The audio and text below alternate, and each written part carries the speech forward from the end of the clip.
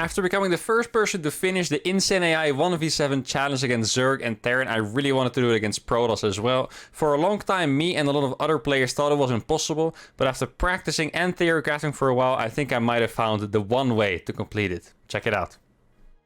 Alright, here you can see 7 Cheater 3 PROTOSS AI set to any build.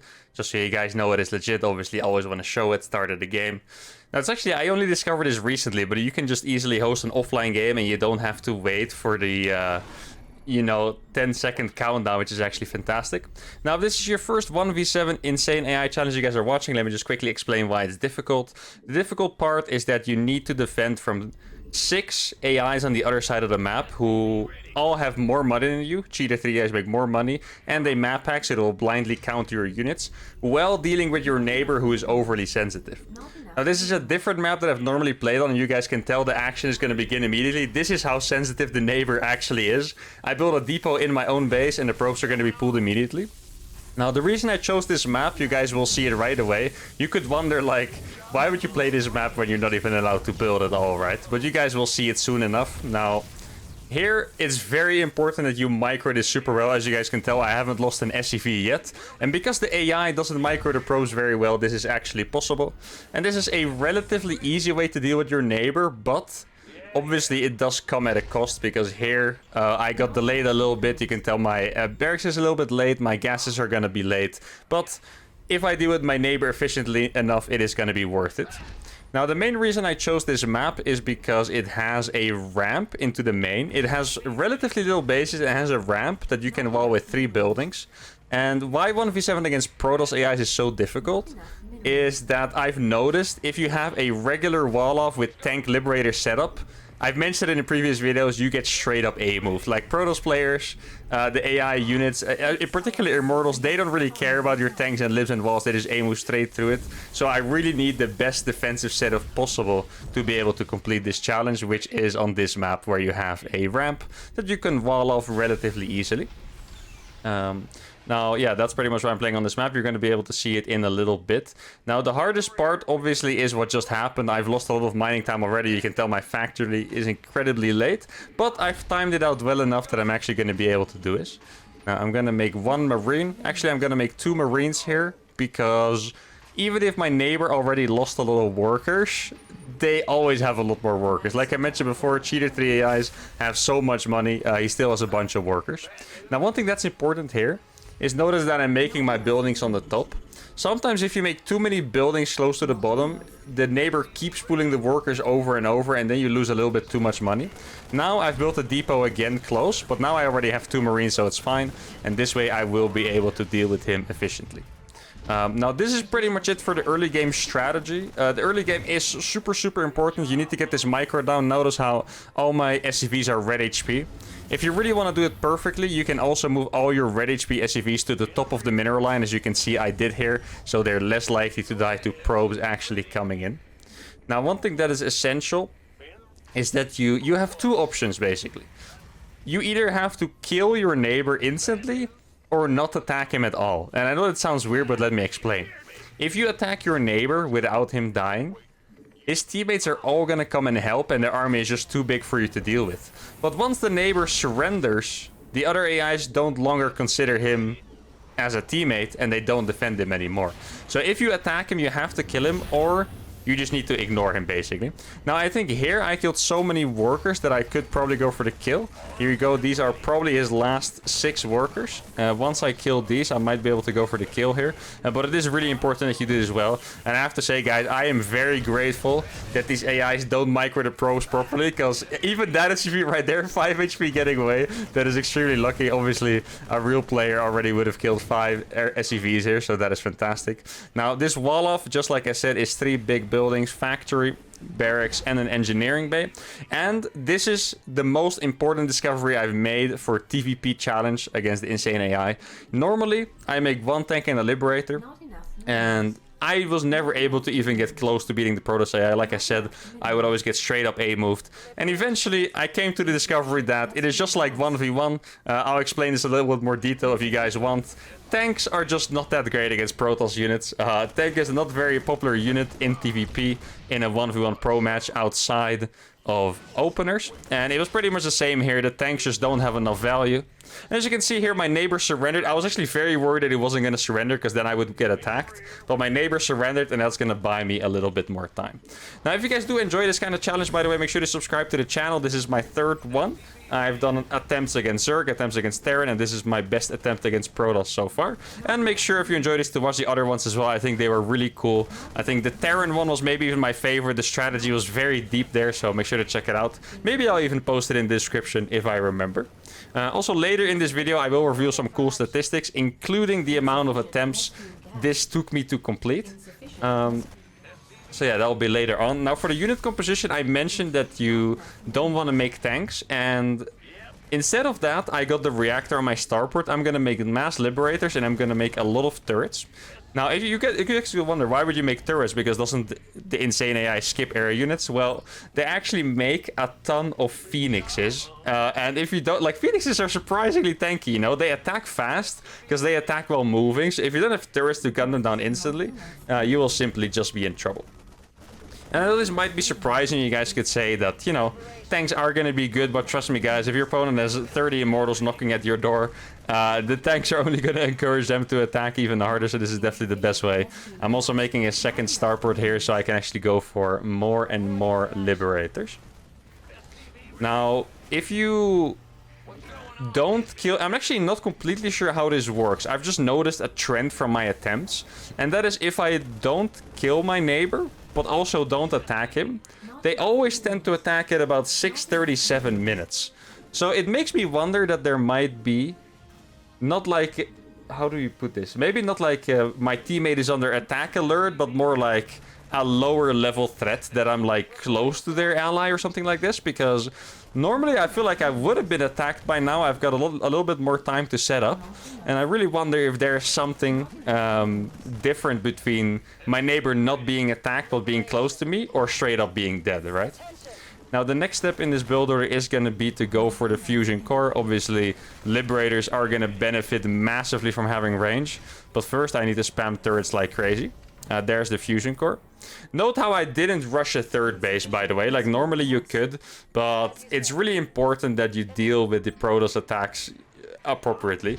I've noticed a small difference between playing against PROTOSS and the other races. I feel like the other races are definitely more aggressive. What PROTOSS AIs tend to do is quite literally make an Omega army and then attack. I feel like the other races kind of attack a lot more, but PROTOSS really tends to make an Omega army and then attack, and I've suffered from this a lot, because in a lot of my games I would feel like, this is actually, you know, this is going pretty well. I'm surviving, it's pretty relaxed, but then at some point they have an army that's so big, it just blocks the entire screen and you die, and you guys are definitely going to see that Omega army in action later in this game.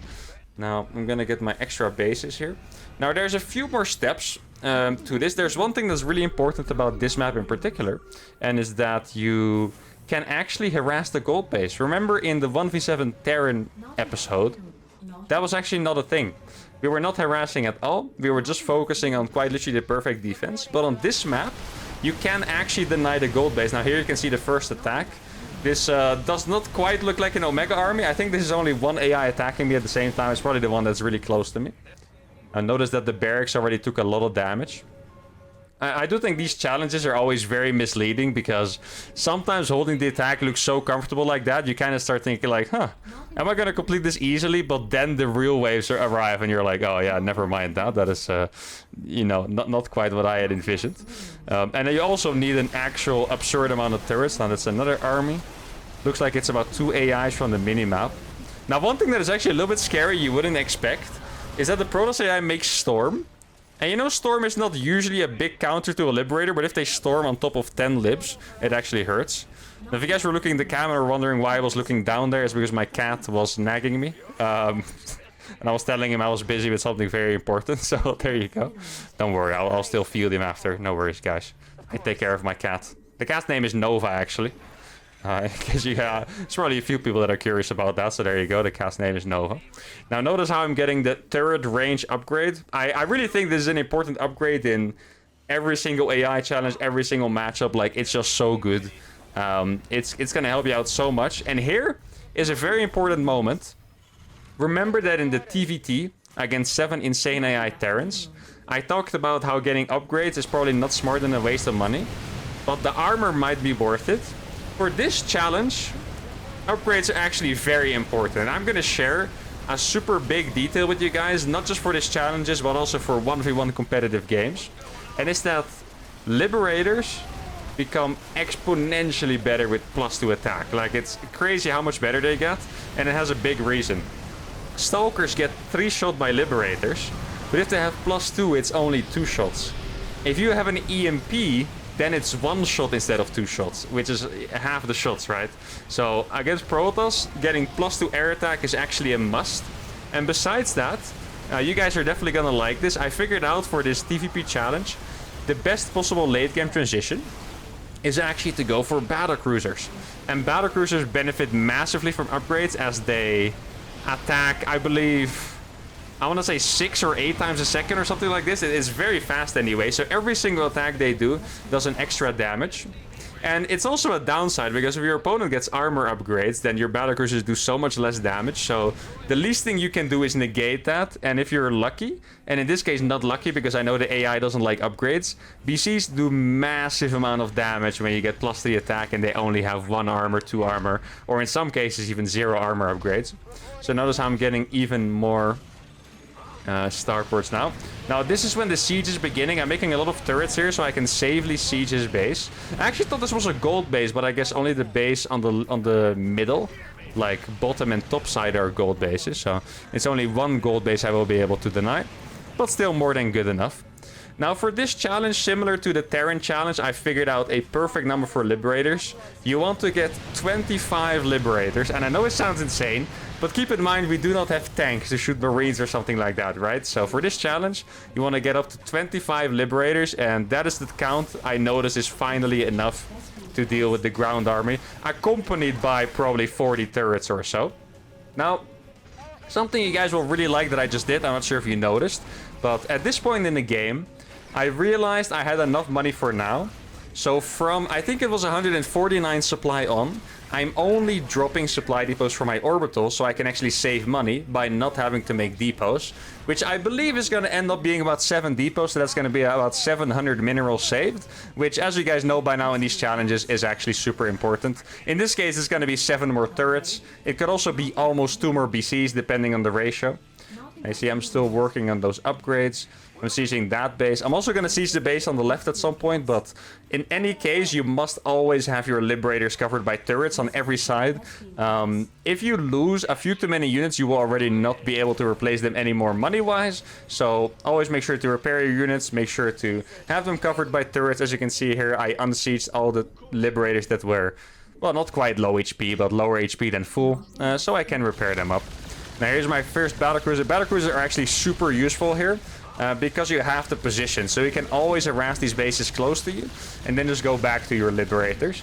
And the Battlecruiser Liberator combo is actually sick because the AI tends to like blink forward, send their Void Rays forward to target the BC, and then if you have Liberator Siege plus turrets covering them, you actually have a fantastic cover. Now I did a small trick with the Liberator there. I'm just going to explain it slowly. Well, we might be getting attacked first. Let's see. Liberators, I think they do not quite have... Yeah, you can see a lot of the Stalkers surviving on 1 HP if you look very closely. It's because there's no +2. Now this is... Oh my good... That is the Omega army I was talking about, guys. Look at this. I thought I was golden and then I saw this freaking army doom up. That is just incredible.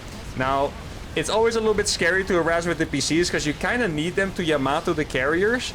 You can tell how much the turret count has dwindled. I lost pretty much all my turrets besides, I want to say, about 7 that are below the Liberators there that you can't quite see. But yeah, that's definitely scary. Because if you don't have turrets, your Liberators will be very easy prey for the Void Rays, Phoenixes, and the carriers that they have. Now, one thing that sucked here is they killed my eBay, and I tried to make it again, but I accidentally clicked the SCV away. So I might not be able to get my turrets back up in time, but I still have a good amount. And I have my battlecruiser to attack, which is fantastic. There you can see there was my final depot launch, 200 supply. I think I lost 6 or 7 depots from the orbital, which is really good. And now the BCs, you can tell they just do a massive amount of work. Now, killing the workers here, admittedly, is not the biggest damage you can do. The biggest damage you can do is actually trading efficiently with the army. Because, yeah, killing workers, like, to be fair, I'm almost mined out, and the AIs have mined... How many bases do they have, actually? There's 4, 5, 8... I think they have 13 bases or 12. Should be about 12. That was a bit weird. I think there should be 12 or 13 bases anyway. And they make a little bit more money than me. So they've basically mined about 15 bases against 3. So these few workers I'm killing is not going to be the biggest deal. But I'm probably going to bait them to come back with their army. And then here I want to scan to see if there's any army nearby. To target my battlecruisers. And you can see there on the left side on the minimap that they're actually keeping army at home to deal with this. I think there's not a lot of anti-air in the army, that's why they're not sending them to my BCs. But in any case, keeping anyone's army at home is just a fantastic play. And then eventually I'm gonna set up a really cool tactic on the left side where I use my battlecruisers to bait and use liberators to finish off the units. Now, one thing I'm also not sure about for this challenge, similar to TVT, is whether getting building armor is a great idea. I think I am gonna get it at some point, but I know turret range is great for this challenge. I know getting the air upgrades is great for the liberators. I'm not quite sure about building armor because PROTOSS units especially, they hit very hard. Like Immortals do, you know, 55 damage if they have +1, for example, to a turret. If I get 1 armor, it doesn't really seem like it's gonna change much. Now there you can see the Stalkers evaporate instantly. I think it's because we do have that +2. There you go. Doing so much damage. And this is very important. Yamatoing the carriers, that's what the battlecruisers are actually the best at here. I see I have about 7 BCs. I do need to bring them back home. They make Void Rays to counter the BCs. So you do need to be careful with that. But the turrets are going to be really good against the Void Rays. They are breaking through the E-base, but not much more than that. So that is fantastic for us. Now, in case you guys are wondering, I also tried some other stuff besides battlecruisers. I tried making Thors. And Thors, I think it's possible to win the game with Thors, but it is very difficult because Thors are basically good against the air units and liberators against everything else. But Thors kill stuff quite slow, so if you have to go around and getting these trades... here I was trying to repair the Liberator of Mule, but for some reason I couldn't. That was a little bit unfortunate there. But yeah, you can do it with Thors too, I believe, but... they're just not quite as good as the BCs in this case because of all the terrain. You have to move out of your base. And one thing I know after trying a bunch of these challenges is that at some point the AI stops attacking you. You might be tempted to believe, oh, we've done it, it's over. But typically, when they stop attacking you, they'll still have a combined 600 supply. So if you then move out with some Thors and they surround you with Zealot, Stalker and stuff, you're just gonna lose the Thors and that's it. Battlecruisers, however, can always blink back to safety, which is fantastic. Now here, I'm gonna start setting up my winning strategy because I've defended. I got up to my 25 Liberators, like I said. I got 1 million turrets up at the front. So I'm pretty sure that's gonna be defended. And now I'm gonna use this gold base. Not really to deny it per se, but just to bait in units and keep good trades. Because keep in mind, right now these BCs look like they're doing God's work, right? Like if you look at this, you would think there's no way you can lose this. But remember that you win this by trading efficiently over 10 times, right? You need to trade basically 1 battlecruiser, if you think about it in resources, right? 1 battlecruiser 400, 300 needs to kill 4,000, 3,000 for me. For it to be efficient enough for me. So I can never afford to lose one. Every time I lose 1 BC, you can basically see it that way, that I'm losing 4,000, 3,000. So you need to micro them super carefully. But this is the strategy I'm going to use to try and win out the game, right? Because I'm baiting all these units in. You see I have the turrets, I have the liberators. I do have to be careful with these BCs because they're actually quite orange already. Now one thing that is a little bit of a scary moment is... I could send them back to repair. You see that one? Oh, that one battlecruiser is getting red HP. I can't lose that. Oh, thank good. Oh my god, I can't believe that actually lived. That is a blessing by the AIs, really. And then they actually lost the carrier to the turrets. Now, I was going to say it's really scary to move back the BCs to repair. Because if you move back the BCs, the AI is not going to be baited anymore. And they could attack you at any time. At the front. And if you then are repairing 8 battle... Oh, I have 10 BCs. That is 60 supply... not competing in the fight, right? So that is actually huge. Now, I do think 25 libs is enough to defend that front, so it's gonna be alright. Now, I've also made a Raven. In case you guys are wondering what the Raven is for, it's because... what I mentioned before, battlecruisers attack 6 to 8 times per second. If you put an anti-armor missile down on anything, your battlecruisers do just 1 million more damage. Like, it's actually just incredible here. Here you can see they are making more and more Void Rage to deal with it. I do have to be scared of that. The carriers here, funny enough, at this point, the carriers were scary before, now not anymore. And the reason is the exact same thing I mentioned with the battlecruiser. The carrier is basically the battlecruiser of Terran or of PROTOSS in the way that it shoots a lot of times. It has 8 interceptors that attack once, and the AI doesn't like making upgrades. So at this point I have +2 or +3 armor, I'm not sure which one. And these interceptors are just doing absolutely no damage because they don't have attack upgrades. Battlecruisers also have, I believe, 2 natural armor. It could be 3, but 3 sounds like a lot. But they have a lot of natural armor, plus more armor upgrades. And if the carriers don't have good upgrades, they just don't do any damage. So here, the Void Rays and the Stalkers are actually the scariest thing, and maybe even the Storms. But the carriers are actually not quite doing a whole lot here. Now, this is a strategy I thought was really sick. I'm just going to bring in more and more libs. Normally, AIs hate Liberator zones, but here they're getting baited in by the battlecruiser. So these Liberators are actually going to deal an incredible amount of damage. As you can see, I'm tempted to bring more and more libs. It is a bit scary because I told you guys about the 25 Liberator count, right, that you really want at the front. Right now I have 5 here, so there's only 20 at the front. But at the same time, I can see his entire army. So if I react fast enough, this should always be okay. Now, it's really hard to count, of course, but this is an incredible amount of resources that I'm killing. That is so many units going down on the PROTOSS side. This might actually be, I didn't expect it to be with battlecruisers, but this might be the most efficient I've traded in any of these challenges. Like, this is actual incredible efficiency. Now, one thing I think I didn't explain, but it's actually important. Notice how a little bit earlier, before I wanted to harass the bases, I already made turrets around the edges of my base. And that is very important to deny warp prisms. Because in these challenges, you always want all of your units at the front. You don't have, in a normal game, you would have a few medevacs with stim marines to, you know, defend the prism. But here you don't have that. You only have liberators, so you need to make turrets to prevent the prism. Here, the AI actually did a very anti-AI move, I feel like, and suicided the prism into my turret. But still, I killed the prism, and that is going to be good enough cleanup for me. But because of the turrets, they didn't get in earlier, so that's nice. I'm sure you guys have noticed that there's always like 6 random warp prisms flying around. And it's mostly because they couldn't get in, because I was denying them with the missile turrets. Now you can tell my money is still really good. That's mostly because the efficiency has been insane. Now after repairing these BCs, it's going to go down a little bit. One thing that I wasn't quite sure about, admittedly, is in the TVT challenge, my strategy was super specific. So I had a very set unit composition, and I wasn't going to make more units than that, even if I lost my units, right? So here, I have 10 BCs and 25 libs, and I have 16 supply available. Now I started 2 more battlecruisers, but I actually wasn't quite sure if it was the right idea, because you can tell I don't have that much money. Maybe it would have been better to save my money for repairs instead. But there's one massive advantage of this strategy here, guys. And that's that I will be able to take this gold base with some minerals and gas left. Like, that is actually, it looks like to me, probably about at least 2,000 minerals left. And yeah, I don't know how much gas there is, I can't tell. But I would guess with how much I've denied, there's probably like 1,500 gas or so left. So I'm actually going to have more money than normal in comparison to the AI, because I've denied this gold base. Similar to against Zerg. In the Zerg challenge, I also denied the gold base. And that mule was not a manor mule. I wanted to repair this Liberator. I promise, guys, I'm not trying to BM the AI here or anything. Now, slowly, I'm going to siege forward. The Liberators, you need to use them very smart.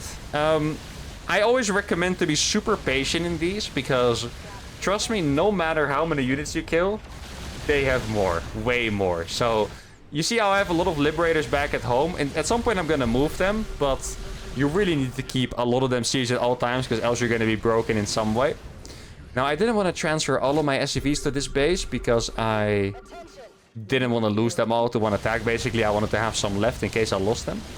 Now, the AI actually remade that base on the right side, which I really want. Now, I do think getting turrets is always important. It's gonna help so much with the Void Rays and the Phoenixes and the carries and stuff. It's just fantastic. Here it even seemed like the AI got baited in because of the turrets. And here you can clearly see, by the way, how hard it would be with siege tanks. Because you can tell the Immortals just don't give a crap at all about my Liberator zones. They just walk straight through them. I think it might be because they have shields and the AI is just programmed to believe that they're quite literally immortal. So yeah, you definitely get a lot of Liberators at all times to be able to prevent that. The Liberator is doing even more damage than the Battlecruisers do, right? In this case, against single high HP targets. Now more and more Libs coming in. Repairing the BC is always going to be important. One behavior that I noticed that's a little bit weird by the AI is that if they're losing the fight overall, they would still retreat with the units that are winning the fight. And that might be a confusing explanation, but let me explain. If they have 12 Stalkers and 2 Phoenixes against 6 Liberators, the Phoenixes are going to fight your Libs. But as soon as the Stalkers are dead, they kind of back off with the Phoenixes too. And there you can see what I was talking about. You have to have Lib Siege. They come from different angles. And now those Liberators are taking care of that army pretty much for free. Which is fantastic. If I didn't have those Libs, I would probably be losing this gold base right now, which is problematic. Notice how the money is getting lower and lower, by the way. Like, trust me when I say these games always tend to come down to the wire. So, you know, don't waste too much money. You can spend a little bit on turrets. If I could recommend the mineral to gas ratio to keep, it's really good to have about 1.5 to 2 minerals per gas. And with that, you should be able to afford most high-tech units, such as Liberators, Siege Tanks, Battlecruisers. Like, they're all roughly in that ratio. Not all exactly, of course, but they are roughly there. Now, at this point, I'm going to be able to get access to this base, which is super nice. You see, one AI is already surrendering, which is great. And that does give me a lot of confidence. As soon as the AI starts surrendering, I've definitely lost games before after getting AIs to surrender. But most of the time, it does, you know, mean something very good for me. Now, what's great about the BCs is that you can basically commit with them forever, because even if they get red HP, you can teleport it back home and it's all good, which is fantastic. And this is actually really funny. Even though that AI is completely screwed, he hasn't surrendered yet. So his friends are still trying to help him. And you can see on the minimap, they're just trickling in a massive amount of units for free, just because they're desperately trying to help their buddy.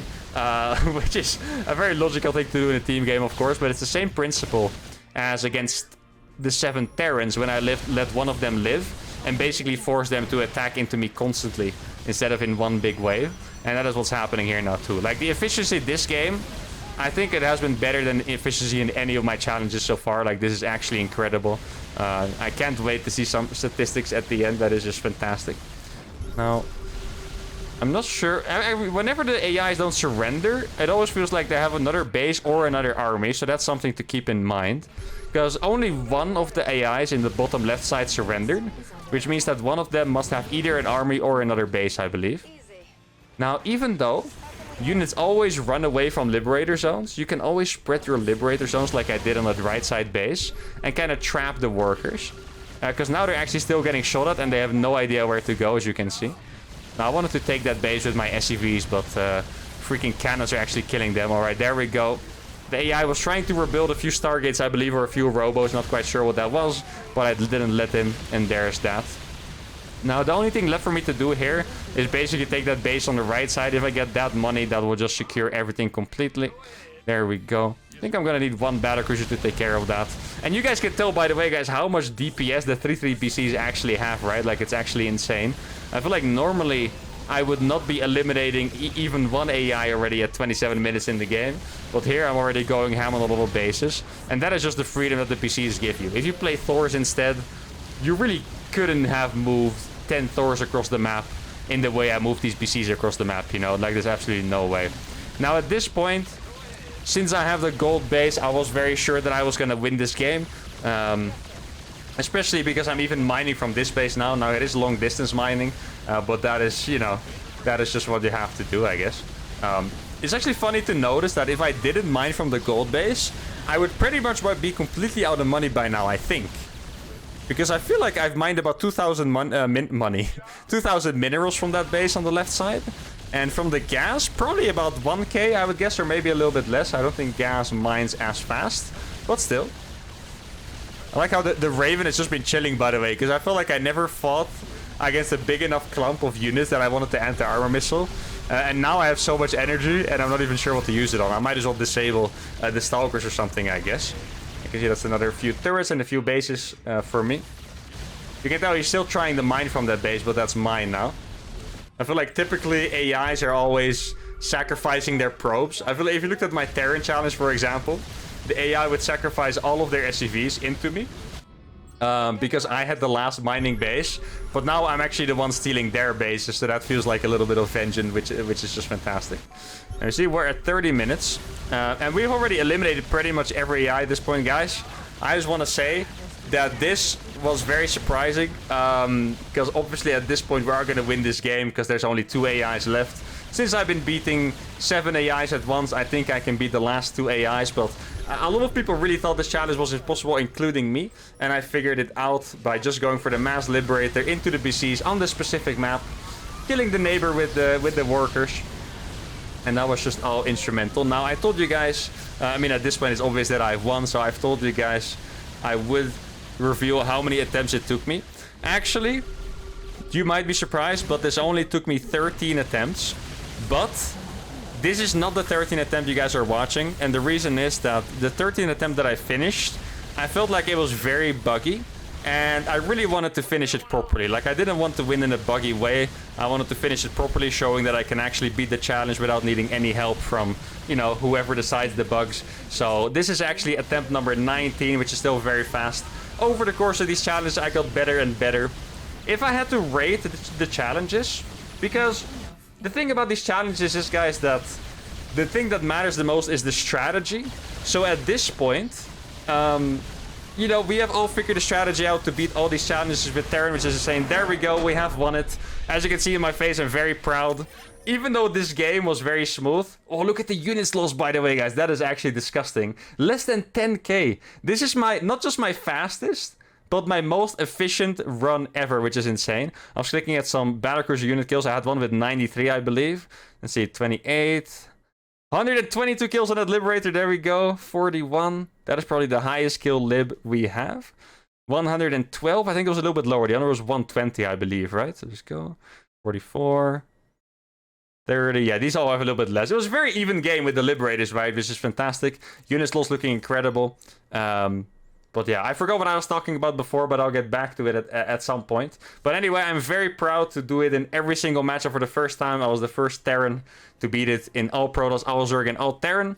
Now, I was thinking about doing all random next, but I think random is a bit unrewarding. I talked about it a little bit in the comments. The reason is that if you play against 7 randoms, you're pretty much just going to hope you get a good unit matchup. It's not necessarily going to depend on skill or inventing someone new. You're going to get some matchups that are impossible, and then at some point you're going to run into a matchup that could be even easier than all the other challenges, and then you're going to win. So I think I might rather do a mix. Just play like 2 Zerg, 2 Protoss, 2 Terran, plus 1 random. Or some people suggested 3 Terran, 3 Protoss, and 1 Zerg, something like that. Anyway, hope you guys enjoyed this fantastic video. We've done it, guys. Make sure to like the video, subscribe to the channel, and I'll see you all next time. Adios.